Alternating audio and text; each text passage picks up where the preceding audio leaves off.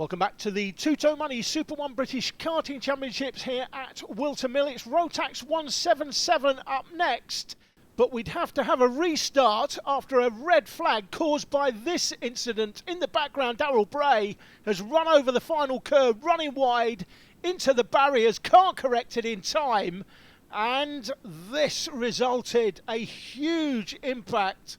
He lay on the ground for around 8 minutes or so after this, didn't move at all, but was tended by the paramedics, who then put him on the ambulance and took him off to hospital. I say put him on the ambulance. They obviously put him on a stretcher first, but unfortunately for Darrell, they dropped him while he was on it. We don't have footage of that, unfortunately, but pleased to say Darrell is okay. Well, thank goodness he is, because that looked absolutely horrifying. Thomas and Dickinson on the front row then. Mepham and Anderson on the second, from Griffiths, McGeown, Baisley, Bateman, Rich and Carl Mepham rounding out the top 10, with Hodge, Bray, Bushell, Beecroft and Luck charging after them as we get ready for another start here in Rotax 177. Lights go out and we're racing. Is it going to start from Chris Thomas? He's going to get a big challenge from Tony Dickinson through to the first couple of corners. They go out of Crook, up Fine Lady and down Manuel's Bank. This is going to be an interesting one, but Chris Thomas has already, look at him, broken clear. He's already got himself about 4 kart lengths as they go out of Christmas, up the stretch towards Inkermans and down the drop to Ashby. This is an absolute riot from Chris Thomas out in front. As up the inside, couple of karts going for that early move at Ashby. The E-plate there, trying to get himself out of issues there, Marcus Basley, as the field works its way through. But it is Chris Thomas out in front off the start from Dickinson. Buster Mepham trying to move his way up into P2, but he's already in the middle of a pretty frenetic battle as we go into the hill for the first time. Check this out, the battle for 4th position, I think this is. The charge led by the 21 of Jamie McGowan. What's the track limits? Pretty much every car running wide. They will not be allowed to do that last year. There should be a line. There is a line actually. On the track limit is the outside of the rumble strip, and there is a line there as we see somebody making up a move in Christmas Corner. That's the 11. That's Griffiths. Griffiths making the move up the inside to 4th place. There is a line and another move made by the 27. That's Dan Bushell, the rookie. He's making a move up there in the right-hander at Ashby. Let me get back to what I was saying. There is a line on the outside of the rumble strip. That is the track limit. However, the line is pretty much invisible now. So next year, when you come back here at Whilton Mill for Super 1, that line will be painted. Take note, people at Whilton Mill, that line will be painted so they can see it. You can't see it there, you can just about make it out. It's pretty invisible, but the track limit is the outside of the rumble strip. You should have at least 2 wheels on the rumble strip, not all 4 wheels on the concrete. Well, never mind that, just get me down the DIY store. I'll put loads of artificial grass down there and then we'll see who can make the corner or not. Absolutely incredible to see all of the drivers banzaiing round as Basley goes up the inside. Good move there on the 92 of Gary Anderson, who's just tumbling down the order here. Started in P4, don't forget Gary Anderson, and now he's got half the field in front of him. Thomas leading from Mepham, Dickinson, Griffiths, McGowan, Bushell and Anderson up the inside. That's another choice manoeuvre, beautifully done as they work their way up the top of the boot. This is the little scrap going on here between Jamie McGowan making a move on the 27 there. I think that's the 27 of Dan Bushell working his way through. Dave Griffiths in this one, making a return to Super 1, a former vice-champion in Super 1 some years ago. He was doing pretty well in the earlier race, and that's Bushell making a place back on the 21, Jamie McGowan. He's still having a great race, swapping positions everywhere. As out the inside, Griffiths. That is Griffiths on the inside there, making the move on Tony Dickinson, so that puts him up into P3, and still Thomas can't get away from Buster Mepham. He's well behind the front too, though, Dave Griffiths in this one. In the earlier race, before the red flag came out for that Darrell Bray incident, it was looking like he was going to challenge Chris Thomas for the win, but it doesn't look like he's going to challenge him here. The man that's challenging him is that man there. Well, just on the bottom end of the top 10, Lee Hodge has worked his way back into 9th position, so good recovery from him. Bailey Bateman is there in 10th position as well, behind McGowan and Basley, those two, Hodge and Bateman. So there's still a good battle further back as we've got Thomas and Mepham still scrapping away for the lead of this race. Buster Mepham putting in so much aggro through the sharper complexes to try and gain the ground on Thomas. As here's the 3rd place battle, Griffiths, Dickinson, Bushell, Beecroft. Great move through the field this from James Beecroft. Started, don't forget, down in 14th. Yeah, I was going to say that. He's making his move, there's no doubt. I think he's going to be, well, if the result goes his way here, gets enough points, he should be second in the championship. Dave Griffiths leading this group. It looks like he's holding them up now. he doesn't seem to have the pace that he had earlier on before the red flag came out. It's Thomas and Mepham well clear, and I don't think the chasing group led by Dave Griffiths is going to close them down. Just too much of a gap. It looks like Chris Thomas has pulled out another 2 or 3 kart lengths there as he went out through Fine Lady.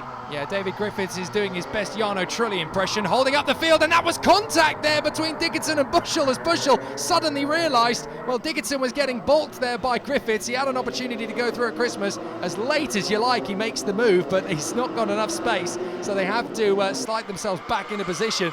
Thomas and Mepham once again clear. Griffiths, Dickinson, Bushell, Beecroft. 7th place now is McGowan in front of Basley, Hodge and Bateman. As there's a 5-kart scrap, in fact, for that 7th position. Just trying to make out who it is at the back of the queue. Well, definitely Bateman is scrapping away there. I think that's the 92. Gary Anderson in the mix there as well. Back into 10th position past Bateman as they work their way through to the first corner once again. Again, everybody flirting quite religiously with that curb on the outside there at the final turn of the boot. And up the inside, this is the move. Is it for Beecroft up the inside of Bushell? He's got past 2 in 1 go there. Beecroft down to 6th position, in fact, so it's Beecroft who's getting the worst of that. Sliding around a lot there as the number 27 of Dan Bushell now slots himself into 4th position. Griffiths now got a bit of a gap in 3rd there. It's the 27 following him, that's Dan Bushell. He's got James Beecroft in behind, and Tony Dickinson has dropped a couple of places since the start of this lap. They head into the boot. That's the ankle, that's the toe, the right-hander, and they come down here into the heel. Look for the track limits again. 1, 2, well, 2 of them at least. Well, certainly the 72 exceeded track limits there, James Beecroft. Wow, this is amazing when you consider how many of the drivers are pushing the limits over there. You can't give them all minute penalties, it would just be a farce. But as they come out of Christmas... They will, I'm telling you now, next year, when Ken Potter, the clerk of the course, watches his back, he will be standing right there on the marshal post, watching every single kart as they go through there, ticking them all off. And if they do it once, they'll get a warning. Do it twice, they'll get a 5-second penalty probably. Do it 3 times, they'll get a 10-second penalty, and so on. I don't think you'll see all these karts exceeding track limits, because it is dangerous, as we saw with Darrell Bray earlier. That concrete is not as grippy as the tarmac, but it is the fastest way round the corner, because you just sweep round the corner. You haven't got to worry about being bark chippings there, which there used to be. That used to be a much tighter corner with bark chippings on the outside of it, and that was a little bit dangerous. So they took them up, put the concrete down, but the concrete isn't designed to be used as a track. So here is that battle once again. They are starting now to close up on David Griffiths, aren't they? Bushell and Beecroft, they're working to the toe of him now as they go out of Parker, down the drop to Chapman. This is a 3-way battle. It's a very late lunge up the inside, but he's going to hold it round the outside, staying there in position, and he's lost a lot of ground as Griffiths. Bushell and Beecroft have both got through, and now they're fighting for 3rd position. Griffiths is having to get himself back together again in front of Tony Dickinson, but I think he's got problems. I think he's out. I think he's gone. Yeah, Griffiths is out. He's out of the race, Dave Griffiths, and well, what a shame in his comeback drive. The former vice champion will take no further part in this final. Well, did they make contact and break the suspension? Very close. It's up the inside again. Comes Beecroft, makes the move into 3rd position. Bushell, having worked himself to get onto the back and into 3rd position, is now going to try again. I love this about the Rotax 177s. In cadets and juniors, you get some really choice, classic, vintage overtaking moves. Once you get to the senior levels, the Rotax 177s, the senior Rotaxes of this world, the TKM Extremes, drivers just don't have any fear. They'll try any trick in the book, and sometimes you can make overtaking moves that are not scientifically feasible. Yeah, I must point out as well, Jake, no suspension on karts, but well, probably might have done stub a axles, yeah, the stub axle, you know what I mean. I'm too much into me cars, that's my problem, but yeah, absolutely right. The stub axle, we've had a few incidents like that in the past. You just catch a wheel at the wrong moment, the stub axle just bends a little bit, and even if it's a tiny bit out of line, the stub axle, that's it, your race is over. You're pretty much either heading for a one-way trip to the pits or a one-way trip to the barriers, and obviously there was David Griffiths deciding discretion the better part of valor. But look at the gap that Thomas has pulled out now on Buster Mepham over the last few laps. Mepham had so much pressure on him in the early stages. The gap is almost the length of the back straight. And James Beecroft, just looking at the names there, bottom right of your screen, he's made up 11, don't forget, he started P14. Dan Bushell started P13. Into the last lap we go, and this is Beecroft and Bushell fighting away for third position. Chris Thomas looks back. Where is everybody? Where are they all? I've just been pushing like crazy. He's barely looked behind him all race, and he suddenly takes one look over his shoulder and realises, wow, I'm on my own. This is brilliant. Chris Thomas, the winner in this championship, and I think it's a 3-round championship just this year. The winner in this championship gets the ticket to the World Finals. That's what Chris Thomas has come in for. He's come in for that ticket, took part in it last year.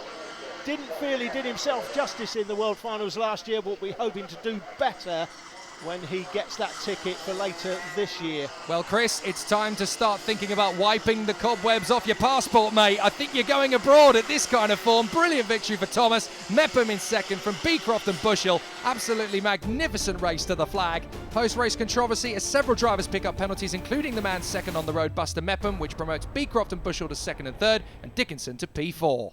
You didn't have the best Saturday, but you recovered pretty well today. Yeah, it was a tough start. Had a poor couple of heats, but we had to work hard through the pre-final. Was a bit fortuitous with a couple of the guys having a few issues, which obviously helped me out. But the power from that Steve was supplying us for the motors really helped us out. I'd like to say massive thanks to Tom, my mechanic, for setting the car up, and Danny Russell from 3DR for the driver coaching throughout the day, which gave us the pace to come through, and it turned out to be quite comfortable. Well, the lead is definitely Chris Thomas's, but with only 12 points advantage, it could still go the way of James Beecroft, and even Tony Dickinson's not out of contention yet, or to play for.